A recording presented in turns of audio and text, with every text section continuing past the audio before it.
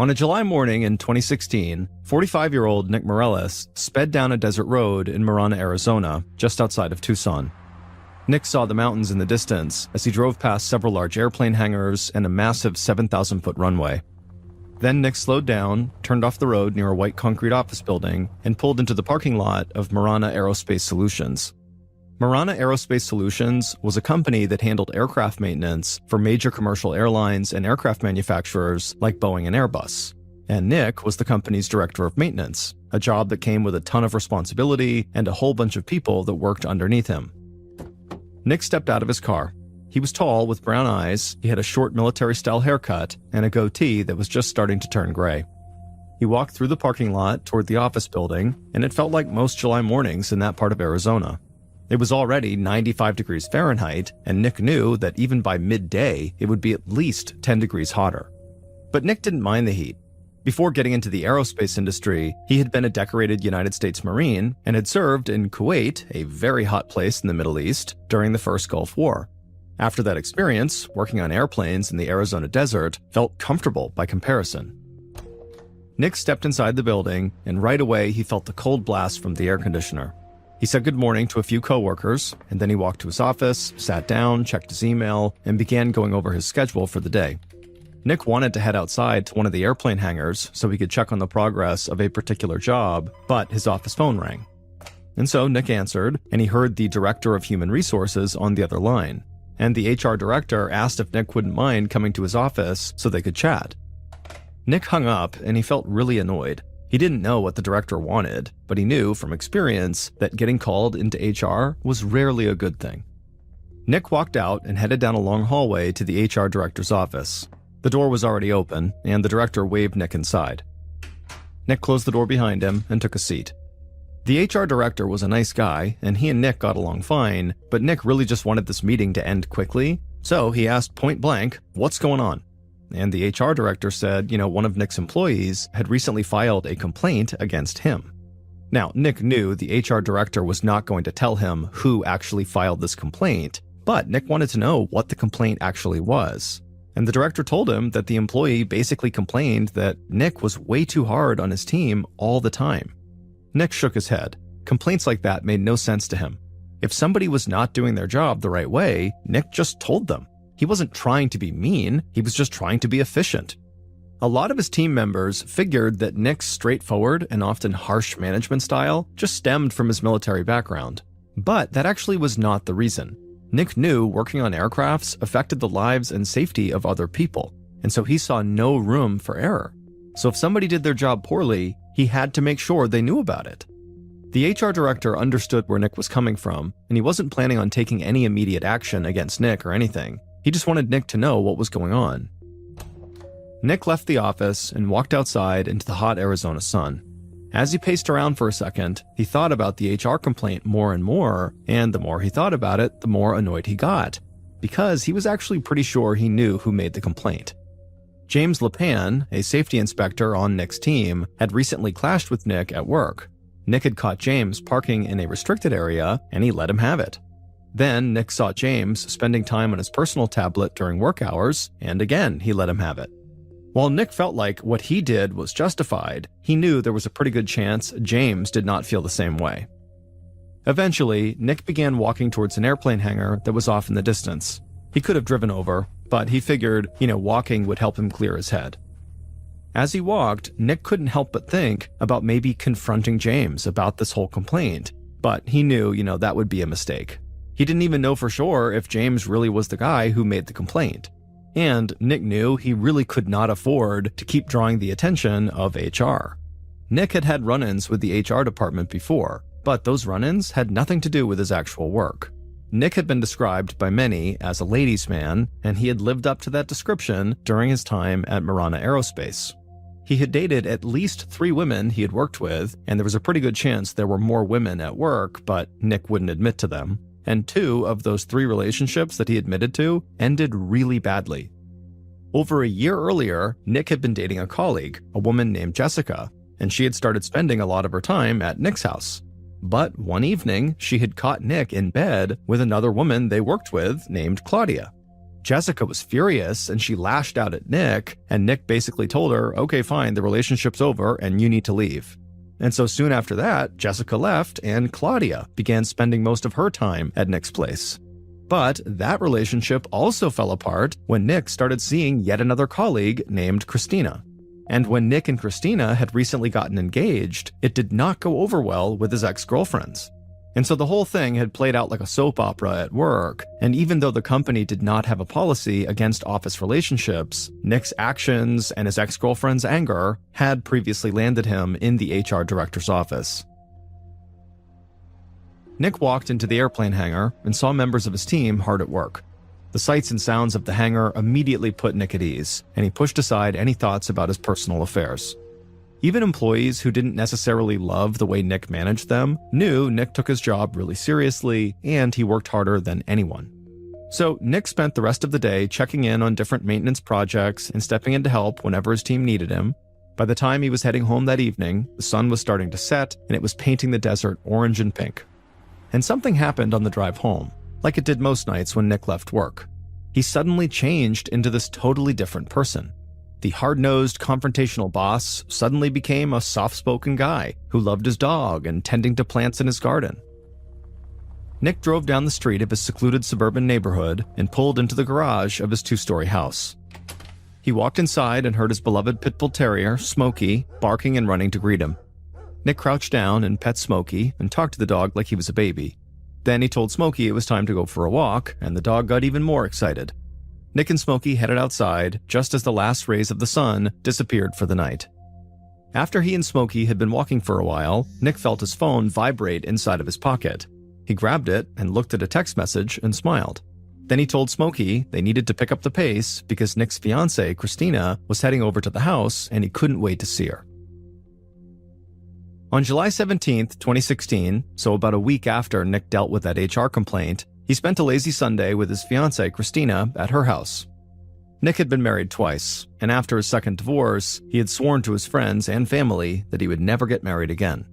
But soon after Nick and Christina had met at work, Nick began to change his mind. He thought Christina was beautiful, and that she was one of the most positive, considerate people he had ever met. Christina knew about Nick's past with other women at work, but after spending time with him, she stopped worrying about it. She loved Nick and wanted to be with him. So when Nick had asked her to marry him, she immediately said yes. And so that Sunday, Nick and Christina laid around Christina's house and discussed potential wedding venues and other wedding details. But then Nick brought up the recent HR complaint. For some reason, even a week later now, it was still bothering him. Christina knew Nick well enough that she knew he was not about to change his management style. She just wished his employees could see that Nick actually was very different than the persona they saw at work. At home, he was a funny, caring, loving guy. It was just the way he had to be at work. That's why he acted that way. Ultimately, Christina told Nick, don't worry about it, it'll be fine, it's just work stuff, it'll go away, don't stress. The couple chatted for a bit longer, then around 6 p.m., Nick got up and he gave Christina a kiss, and then he headed back to his house. Christina had some things to deal with at her own place, so she was going to stay there for the night. Once Nick got home, he took Smokey out for a walk, and then relaxed and watched some TV. Later that night, he called Christina, and they talked some more. On nights they didn't stay together, they always made sure to talk on the phone before bed, and then they would always text each other first thing in the morning. Nick told Christina he loved her, and then said goodnight. He went upstairs to his bedroom, and Smokey followed. Nick took off all his clothes, he often slept naked when it was this hot out, and he climbed into bed. Smokey leapt up onto the bed too, and curled up by Nick's feet, and pretty soon they were both fast asleep. But several hours later, at around 4 a.m., so the next morning, Smokey suddenly woke up when he heard a sound coming from outside the window on the roof.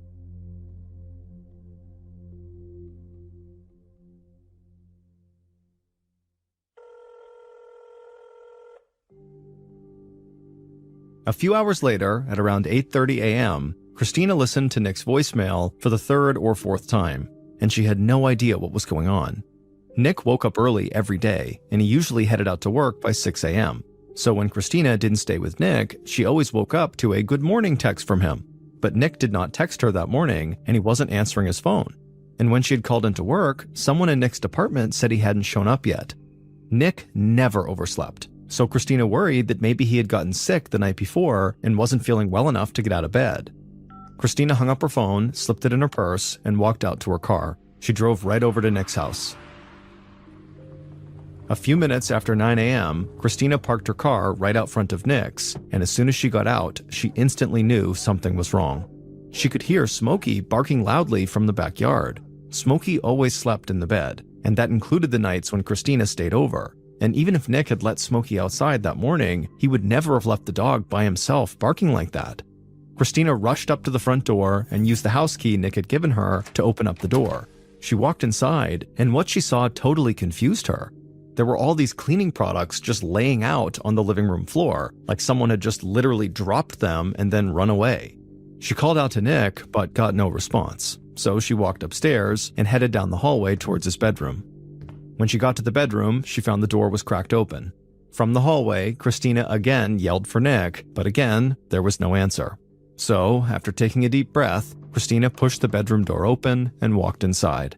And immediately, she began crying and shaking her head. Nick was laying still on his bed, totally naked and covered in blood. Christina grabbed her phone and dialed 911. Her voice cracked, and she couldn't hold back the tears. She told the dispatcher she believed her fiancé had been shot.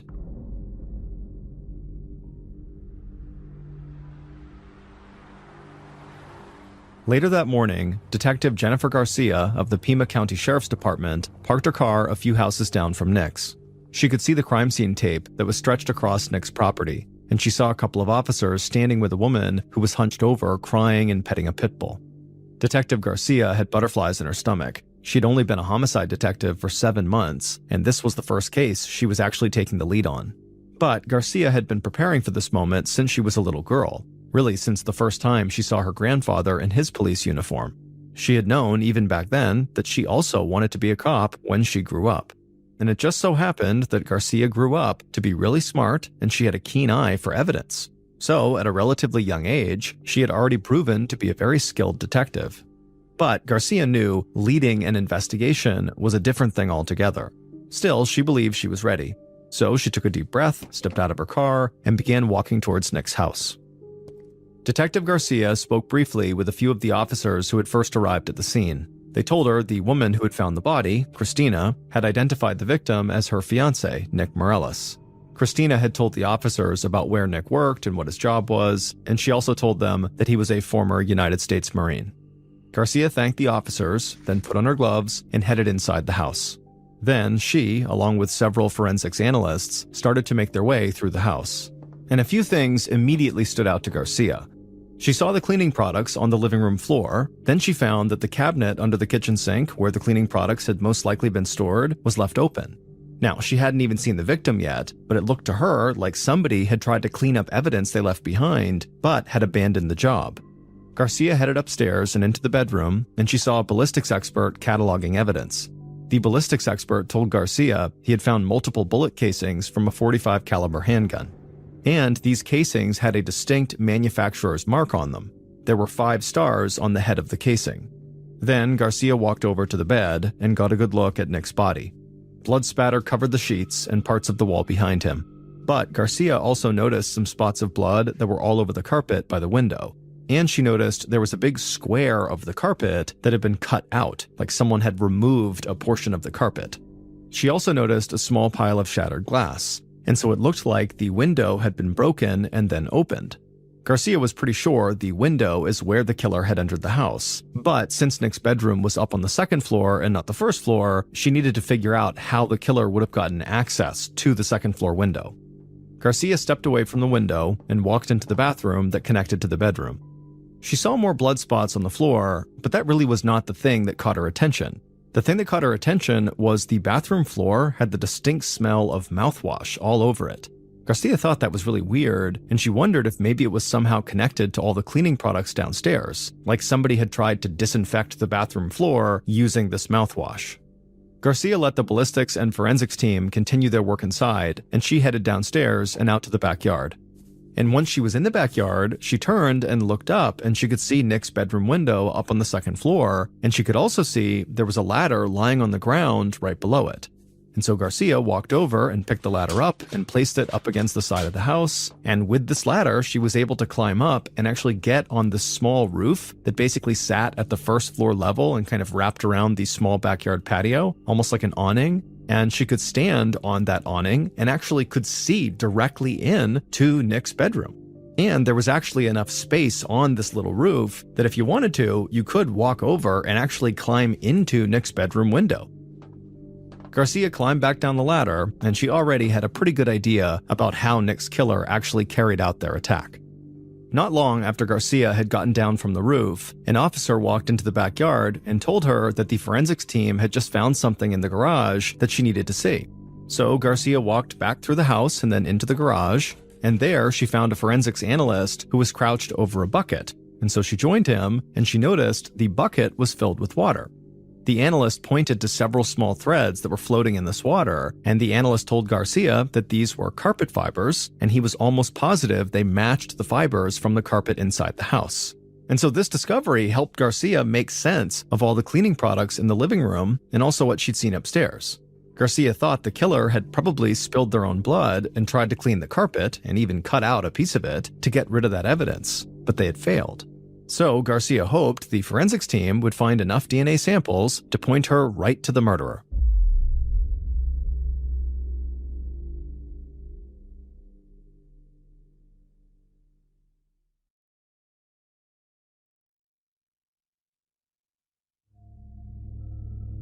After completing their first sweep of the house, Detective Garcia and members of her team met with Nick's fiancée, Christina, and a few of the neighbors. Garcia got a little more information about Nick's job from Christina, and Christina made it clear that some of the people who worked for Nick were not that fond of him. So Garcia told one of her team members to call Marana Aerospace to see if anybody in particular had a serious grudge against Nick. Then, when Garcia and other investigators spoke to the neighbors, they would say they had not heard anything out of the ordinary the night before or early that morning. That seemed totally weird to Garcia. The houses on Nick's block were pretty close together, and multiple gunshots had to have been fired. I mean, Nick's body was riddled with bullet holes, and based on the broken window and the view of Nick's bed from the roof, Garcia believed at least one of those shots had been fired from outside on the roof into Nick's bedroom. So how did no neighbor hear a gunshot? Garcia knew there was a potential obvious answer to this question. The killer could have been using a suppressor, or a silencer as many people call it, on his gun, which would have limited the sound coming out of the gun when it was fired, basically making it silent. And this immediately gave Garcia another idea. Some new handgun users find it much more difficult to fire accurately when using a suppressor because the suppressor adds weight and length to the barrel of the gun, and it can affect your aim. And this can be an even bigger issue when you're talking about making a long-distance shot. It's just really hard to do it with a suppressor unless you're experienced. So Detective Garcia thought there was a good chance that their shooter was someone who had real firearms training in their background. Garcia went back inside to walk through the house again when she got a call from Marana Aerospace's Human Resources Director. He had heard about what happened to Nick, and he had heard that police had reached out to his company to see if anybody had it out for Nick. And he would tell Garcia that another employee at the company, James Lapon, had recently filed a complaint against Nick. And the HR director had also noticed something strange. James had shown up to work that day wearing a bandage on his arm. Detective Garcia knew the killer had left a trail of blood throughout Nick's room, and maybe that blood was coming from a cut on their arm they got when they climbed in through that broken window. So after talking to the HR director, Garcia quickly made her way to Marana Aerospace to speak with James and see what was going on with him and Nick. When she got there, an employee led Garcia to one of the airplane hangars where James was working, and right away Garcia noticed that James still had the bandage on his arm. Garcia walked over, introduced herself, and told him that she needed to ask him a few questions, and James said he was happy to answer them. James was 35 years old with brown hair and brown eyes, and he towered over Garcia. He was at least 6'3" tall, and he was very physically imposing, but Garcia didn't let that affect her. She asked him why he had filed an HR complaint against Nick, and James, he shook his head and he said he hadn't wanted this to turn into such a big deal. He just felt like Nick had crossed the line a couple of times as a manager with just the way he was treating people, and since Nick was not the easiest guy to talk to, James had gone directly to HR. Garcia nodded and then asked James about the bandage on his arm. James would say he got a pretty bad cut on his arm about a week earlier on the job, and he said there were guys he was working with that could vouch for him, and he said he had reopened the cut while doing some work on his house this past weekend, hence the bandage.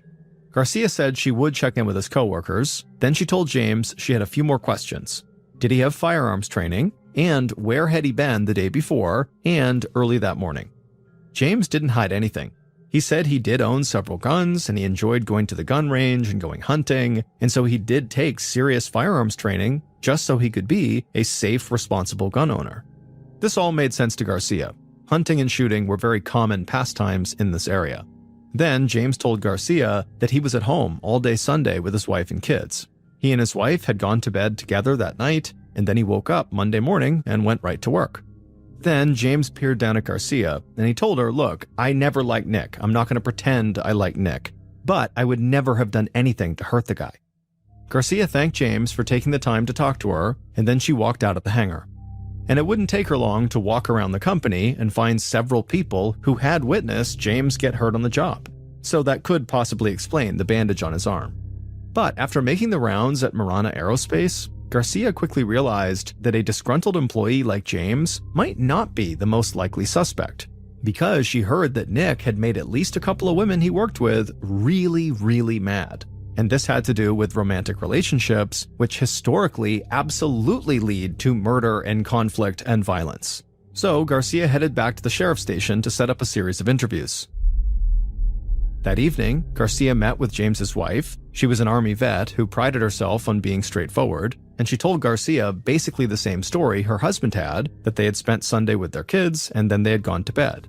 And she would tell Garcia that, she knew her husband had not been a fan of Nick, but from her perspective, it just seemed like this was the usual way people got fed up with their bosses. It was nothing more than that. Detective Garcia thanked her for coming in. It was too early to cross anyone off the list of potential suspects, but James's wife had not given Garcia any reason to doubt that she was telling the truth. So now, Garcia turned her focus from Nick's work life to his romantic life. On July 19th, a day after Nick's body was discovered, Garcia sat across the table inside of a cramped interrogation room from one of Nick's ex-girlfriends, Claudia Banks. Claudia got really animated when she spoke, and she seemed very ready and willing to talk a lot. But what Claudia had to say was really not what Garcia had expected. Garcia assumed she was in for an angry rant over a jilted lover. But instead, Claudia told the detective that Nick had been really awesome. She said he was a great listener and a lot of fun to hang out with. Garcia sat there for a second feeling stunned. From what she'd heard back at Marana Aerospace, Nick's exes had been really mad at him and some had even complained to HR about him. Claudia said she did not fit that description at all.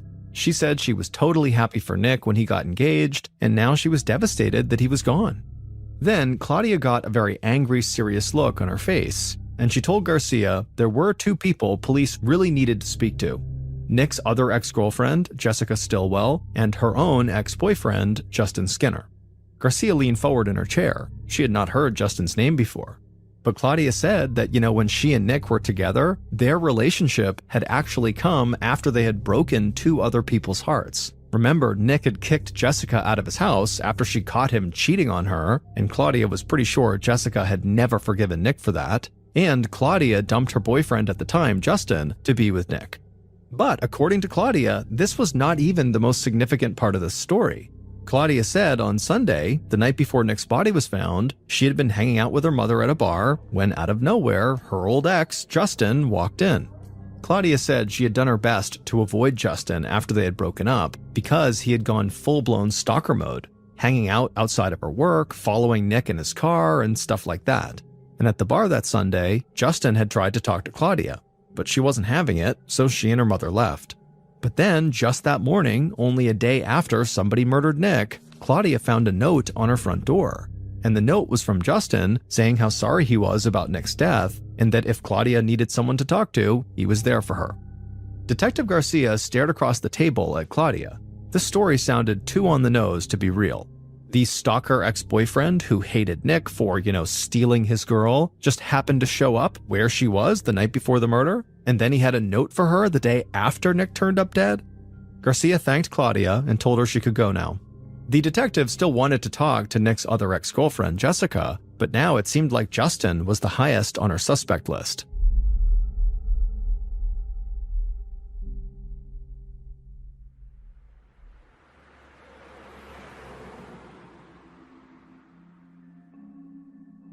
The following day, Detective Garcia drove to Justin's house to meet with him. The temperature had hit 105 degrees Fahrenheit, and Garcia could feel herself starting to sweat just during the short walk from her car to his front door. She knocked on the door, and Justin let her inside. Garcia followed him into the kitchen, subtly looking around his house while she walked. Nothing really stood out about the house. It looked like a lot of the places she had seen that belonged to other single guys, a little cluttered and not much decoration. But something about Justin caught Garcia's attention right away. He had several long scratches on both of his arms. Garcia sat down with Justin at the kitchen table, and she got right to the point. She asked him if he still blamed Nick for breaking up his relationship with Claudia. Justin said he was not mad anymore about Nick and Claudia, and that he had let it all go, but when he was telling Garcia this, he didn't look up at her, he didn't make eye contact. And so she was pretty sure he didn't fully mean what he was saying, that maybe he was still mad. So Garcia said in response, if he had let things go, why had he shown up at the bar where Claudia had been on Sunday night, and why did he leave her a note just a day after Nick had been found dead?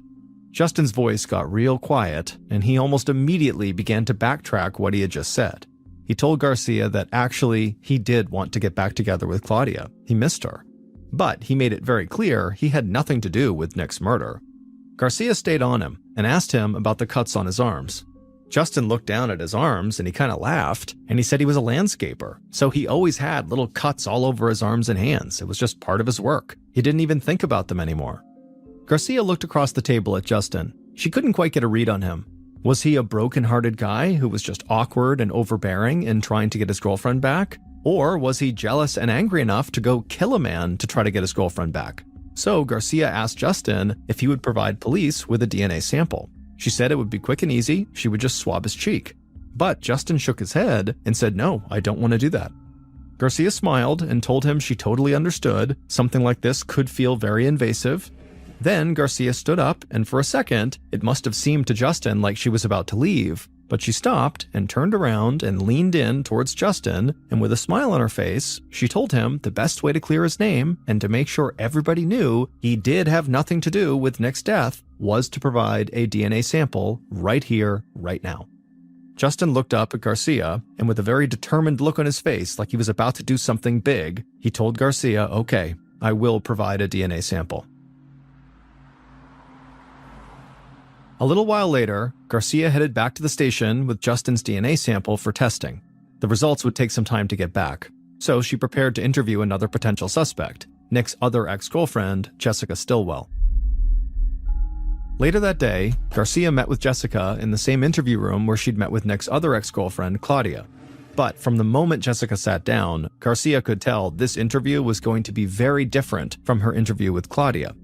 Jessica looked angry, and unlike Claudia, she did not think Nick had been really awesome. She said Nick had cheated on her in full view of her, and then totally broken her heart by basically kicking her out of the house and not caring at all about her. But she said that was not the only reason she had been so upset. Jessica also had a daughter, and when things fell apart with Nick, her daughter had been spending a ton of time at his house too, and so she was really sad. She missed Nick, and so the whole thing had just screwed up this little girl's life. Garcia listened and nodded along as Jessica spoke, like she was a friend who Jessica could confide in. And as she did this, it struck Garcia that if Jessica was involved in Nick's murder, she really was not trying to hide it. This was a woman who obviously carried a very serious grudge against Nick. Finally, after several minutes of ranting and raving, Jessica stopped talking. So Garcia asked her where she'd been on Sunday and then Monday morning, the time period when Nick was killed. Jessica said that she and her daughter had stayed at her mother's house the entire weekend, and then she woke up and drove to work from there on Monday. Garcia asked if Jessica would mind handing over her phone for a little while before she left. Garcia explained that police could download information and text messages from her phone, and that would be the easiest way for them to confirm Jessica's alibi. They would be able to tell if she really had been at her mother's house.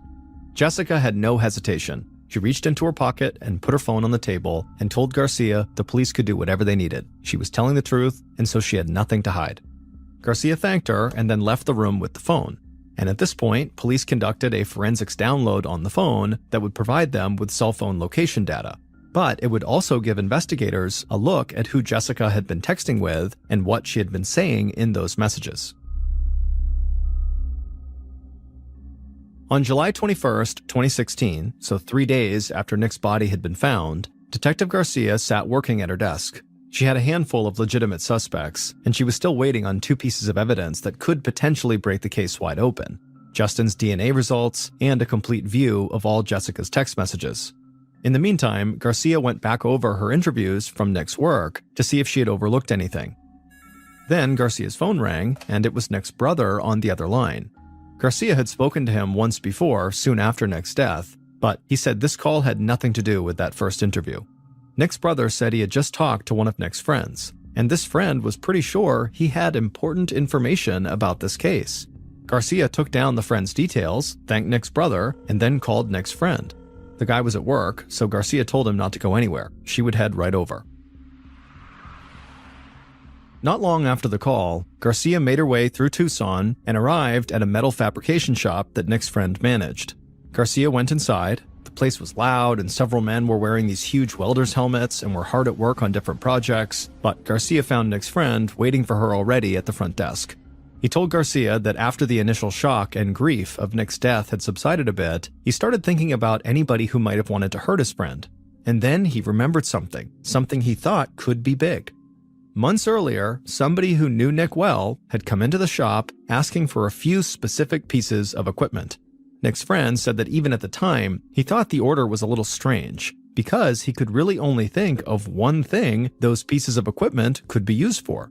Garcia asked him what he meant, and Nick's friend said, well, the equipment could be used to repair a firearm suppressor or silencer.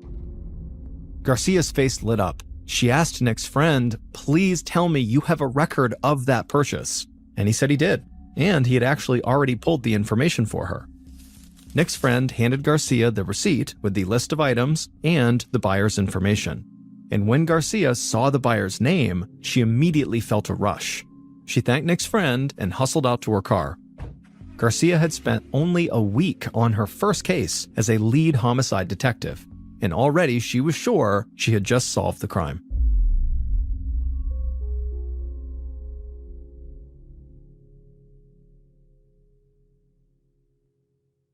Based on that receipt from the metal fabrication shop, multiple interviews, and evidence collected throughout the investigation, here is a reconstruction of what police believe happened to Nick in the early morning hours of July 18, 2016.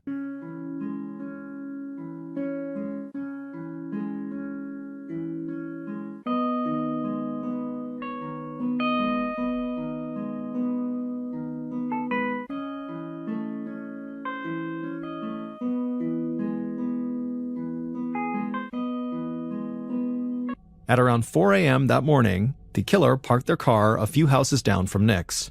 They knew the neighborhood would be dark and quiet that time of morning. They also knew the perfect place to stage their attack. The killer got out of their car and walked quickly down the street towards Nick's house. They wore all black clothes and a pair of gloves. On one hip, the killer had a .45 caliber handgun with a suppressor attached, and on the other hip was a folded pocket knife inside of a leather sheath. The killer avoided the glow of a few streetlights and then walked around Nick's house to the backyard. The killer hopped the low fence and scanned the yard. They saw a ladder leaned up against the wall where they knew Nick kept it. The killer moved across the yard quickly and quietly. They grabbed the ladder and placed it against the house near the back porch and climbed up onto that kind of small roof, that awning where you could easily see into Nick's bedroom.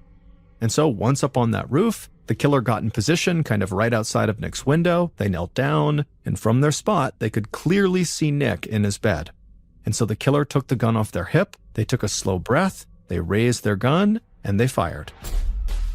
The glass in the window shattered, and the bullet struck Nick as he lay in bed. But the gun, because of the silencer, made virtually no noise, and so nobody in the neighborhood heard any of this happening. But the killer didn't waste any time.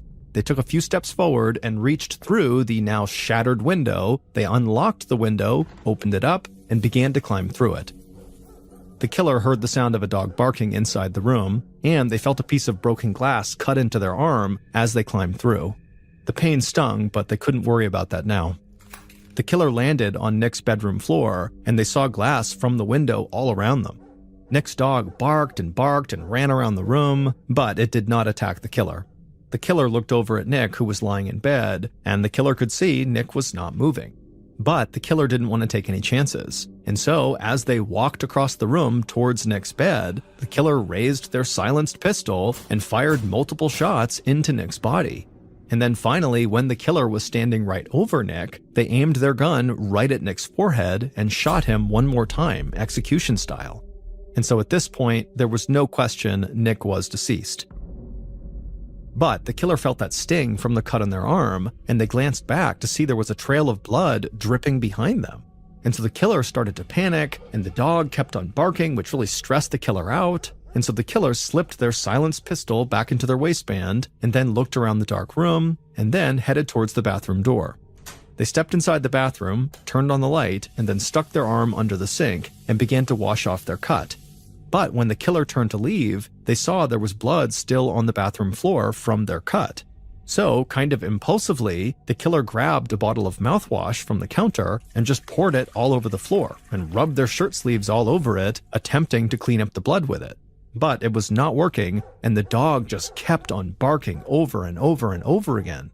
So the killer just rushed back into the bedroom, grabbed the dog by the collar, and ran downstairs and put it out in the backyard. The killer closed the back door, turned, and headed back towards the kitchen. There, they opened up the cabinet under the sink and grabbed cleaning products, a hand towel, and a bucket. They filled the bucket with water and carried all their supplies upstairs to the bedroom. Once there, they turned on the light, and they saw there was all this blood spatter on the carpet. Now, the killer knew a lot of that blood was Nick's, but for sure, some of it had to be the killer's blood. So they got down on their hands and knees and sprayed one of the cleaning products on the floor, dipped the towel in the bucket of water, and started scrubbing. And each time they dipped the towel in the bucket, they would leave carpet fibers behind in the water. But no matter how hard they scrubbed, the blood just was not coming out of this carpet, and it was taking way too much time trying to clean it. So they dropped the cleaning supplies, they took out their pocket knife off their hip, and they cut this big bloody piece of carpet away and carried it and the cleaning supplies out of the room, and they headed downstairs. But by this point, the killer was well aware that things had really not gone to plan, and at this point, the killer just wanted to get the heck out of the house. So they just dropped the cleaning products on the living room floor, but they held on to that towel they were using to scrub the carpet, as well as the actual chunk of carpet they cut away. Then the killer also hid the bucket of water in the garage, hoping nobody would find it. Then the killer ran back upstairs, went into Nick's bedroom, they climbed back out the window onto that roof, then he climbed down the ladder and then lowered the ladder onto the ground so it didn't look as obvious that he had used it to climb to the second floor, and then he climbed over the exterior fence around the property, leaving behind Smokey the dog in the backyard, and the killer just ran the rest of the way back to their car. The killer would then speed home, change out of their clothes, and put a big old bandage on their arm, and then drive into work at Marana Aerospace Solutions. James LaPone, the man who had filed that HR complaint, had murdered Nick. But James's reasoning behind the murder went much deeper than just some run-ins the two men had at work. It would turn out James was having an affair with Jessica, one of Nick's ex-girlfriends. And apparently, Jessica still talked all the time about Nick, and it totally drove James crazy, so he killed Nick. Garcia had first discovered this relationship between James and Jessica when Jessica had handed over her phone. They had seen the text messages between them. And soon after that, James had actually admitted to the affair as well. But he still at the time said he had nothing to do with Nick's murder. But investigators dove deeper into Jessica's text messages, and they found several exchanges between her and James that seemed really strange. In one of those messages, James implied he was going to, quote, handle his problems with Nick. In another, James asked what kind of dog Nick had, and Jessica told him it was a pit bull. Then, investigators found maybe the strangest message on Jessica's phone, Nick telling her to delete all of their text conversations. Soon after receiving those text messages, Detective Garcia received the DNA test results of her other major suspect, Justin Skinner. and Justin's samples did not match samples found at the murder scene. So Garcia definitely saw James as her primary suspect. After all, he even had this mysterious cut on his arm. Then Nick's friend at the metal fabrication shop had handed over the receipt from the customer who had bought equipment to potentially repair a firearms suppressor, and Detective Garcia saw James's name on that receipt. And so at that point, she was certain he was the murderer. Garcia got a warrant to search James's house, and when investigators did the search, they would find boxes of bullets inside of his house that had the same unique marking as the bullet casings found at the murder scene, the 5 stars on the casing head. And so at that point, police would arrest James for Nick's murder. Some investigators thought that Jessica could have been involved in her ex-boyfriend's murder, but she was ultimately never charged with anything connected to the crime. At James's trial, one of the most important testimonies came from his own wife. During the investigation, she had corroborated James's alibi. But when James was in prison awaiting trial, his wife had watched this movie in which an abused wife stands up to her abusive husband. And apparently when she saw this, it really spoke to her, and so it made her decide she had to tell the truth. James's wife admitted that she had lied to police. She said James was violent and abusive, and she was scared he would hurt her and her kids if she didn't do what he said. She told the jury she knew James had murdered Nick. And when he came home from killing Nick, he had told her exactly what to say to police. In the end, the jury found James guilty of first-degree murder, and James was sentenced to life in prison without the possibility of parole.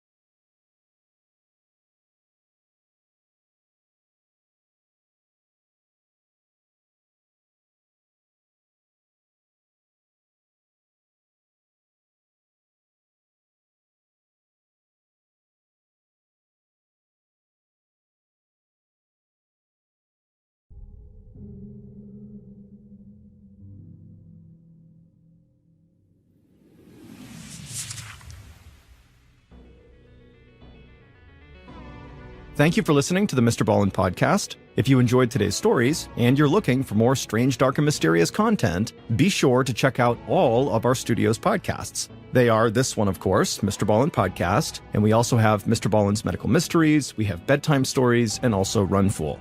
To find those other podcasts, all you have to do is search for Ballen Studios wherever you listen to your podcasts.